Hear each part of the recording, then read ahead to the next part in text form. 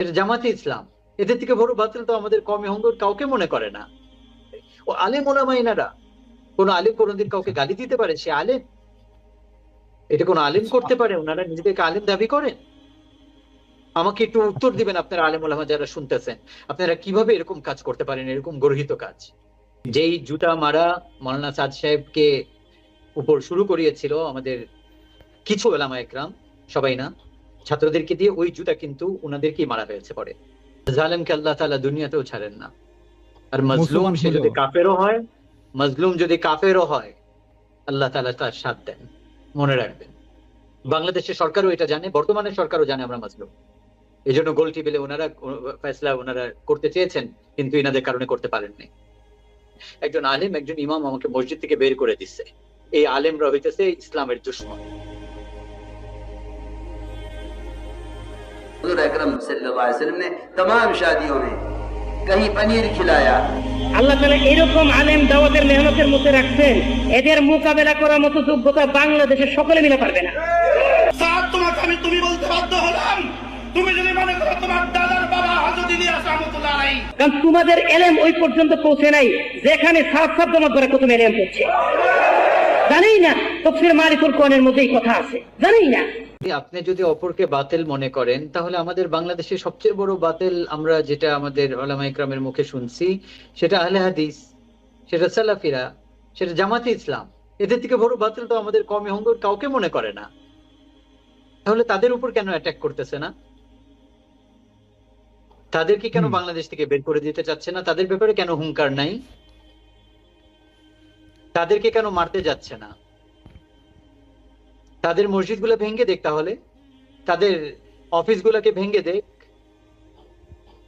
আমরা দুর্বল যেহেতু, জানে তবলিগওয়ালারা দুর্বল অসহায়, এরা আল্লাহ আল্লাহ করে খালি, এরা ওই মারামারি জানে না চিনে না, এই জন্য আমাদের উপরে মাথার উপরে উঠে বসতেছে। এটাই কি কারণ নয়? কিন্তু এটা ভুলে গেছে যে দুর্বলের সাথে আল্লাহ আছেন। ইনশাআল্লাহ আজকে যা করতেছেন আপনারা, আল্লাহ তো দেখতেছেন। আর জালেমকে আল্লাহ তাআলা দুনিয়াতেও ছাড়েন না। আর মজলুম মুসলমান সে হলো। যদি কাফেরও হয়, মজলুম যদি কাফেরও হয়, আল্লাহ তাআলা তার সাথ দেন। মনে রাখবেন, এবং সেটা জানে আমরা মজলুম। পুরো পৃথিবীর মুসলমান এটা দেখতেছে যে আমরা মজলুম, আমাদের উপর জুলুম হয়েছে, এখনো হচ্ছে। বাংলাদেশের সরকারও এটা জানে, বর্তমানে সরকারও জানে আমরা মজলুম। এই জন্য গোল টেবিলে ওনারা ফয়সলা ওনারা করতে চেয়েছেন, কিন্তু ইনাদের কারণে করতে পারেননি। এই জন্য আল্লাহর ওয়াস্তে এগুলাকে বন্ধ করেন। আর আপনি যারা যেটাকে সাধারণ ঠিক মনে আছেন করেন ওইটা আপনি মানেন, ওটা অন্যের উপর চাপায় দেওয়ার চেষ্টা করেন না। আর অবশ্যই যদি না। আমাদেরকে বাতিল মনে করে মারবেন, আমাদেরকে প্রতিহত করবেন, তাহলে আহলে হাদিস, সালাফি, জামাতে ইসলাম, এদের থেকে আপনাদের কাছে সারা জীবন শুনেছি এরা হচ্ছে সবচেয়ে বড় বাতিল, এরা হচ্ছে ইহুদির দালাল, এরা হচ্ছে কাফেরদের সহযোগী, আরো কত কি আপনাদের মুখে শুনেছি। এখন তারা কি হয়ে গেল? তাদের সাথে আপনারা মিটিং এ বসতেছেন, তাদের বয়ানে যে আপনারা বয়ান করতেছেন, তাদের সাথে এক টেবিলে বসতেছেন, খাবার খাচ্ছেন, আর আমাদের সাথে এত বড় ইখতিলাফের পরেও একটু বসার জন্য রাজি না আপনারা? যে ইখতিলাফ দূর হয়ে যাক, সাধারণ মানুষ এটা থেকে বেঁচে যাক, আমরা আর মারামারি চাই না, আমরা আর কিছুই চাই না।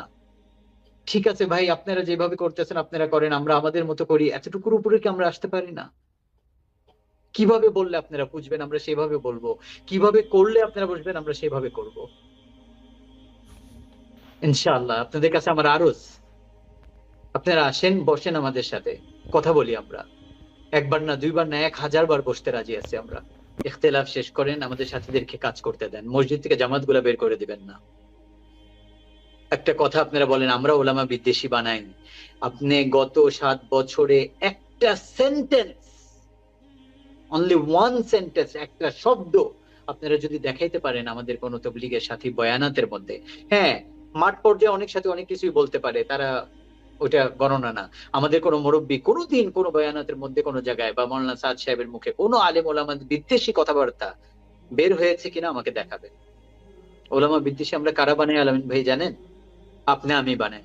আমি একটা মসজিদের ইমাম, একটা খতিব, এখানে 20-25 জন সাধারণ মানুষ তার বাড়ি ঘর মা বোন সবকিছু ছেড়ে তবলিগে আসছে, আর তাদের গাঠি উঠায় যখন তাদেরকে অপমান করে এই শীতের মধ্যে মসজিদ থেকে বের করে দিই, সারা জীবনের জন্য ওই লোকের অন্তরের মধ্যে এটা বসে যায়, একজন আলেম একজন ইমাম আমাকে মসজিদ থেকে বের করে দিচ্ছে।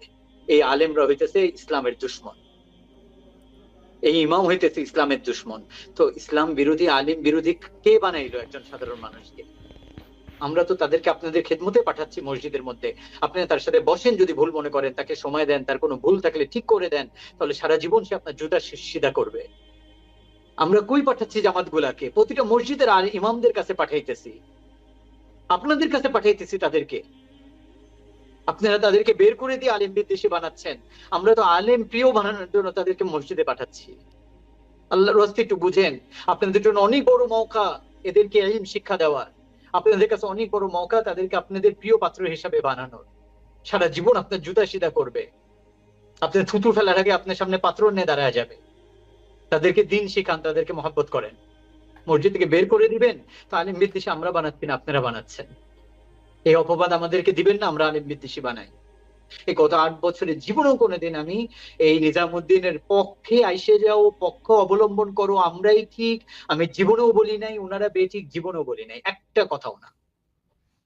কিন্তু এই 3 দিনে আমি বলা শুরু করছি, কারণ জুলুমের পক্ষে আমি কথা বলতে পারবো না, আমি জালেম হইতে পারবো না।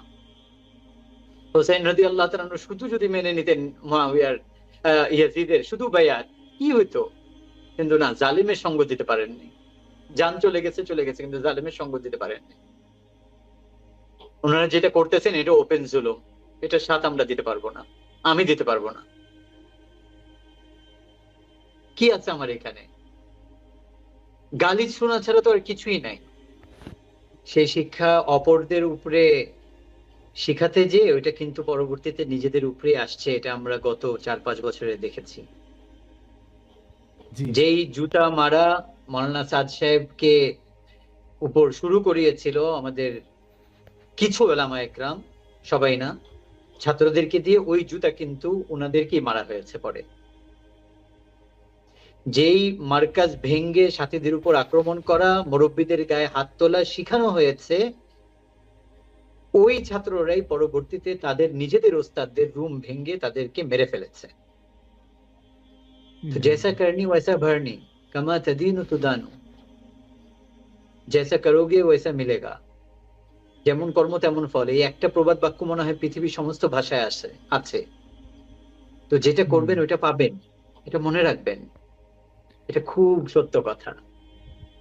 আমাদের বিভিন্ন ঘরের সামনে এসে, বাড়ির সামনে এসে কুকুর, বিভিন্ন ধরনের জানোয়ারের নাম নিয়ে, আমি তো গালিও দিতে পারবো না, এগুলো জানোয়ারের নাম নিয়ে বাড়ি ঘরের সামনে এসে, মা বোনরা ভিতরে আছে, বৃদ্ধ মা আছে, দাদি আছে, তারা হার্ট অ্যাটাক করতে পারে, ওই জায়গায় অসভ্য ভাষায় গালিগালাজ করতেছে। ও আলেম ওলামা এনারা।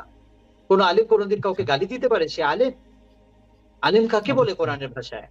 যে আল্লাহকে ভয় করে সে আলেম। যে আল্লাহকে ভয় করে সে কোনোদিন কোনো মানুষকে মা বাবার নাম নিয়ে গালি দিতে পারে? কোনো জানোয়ারের নাম নিয়ে গালি দিতে পারে?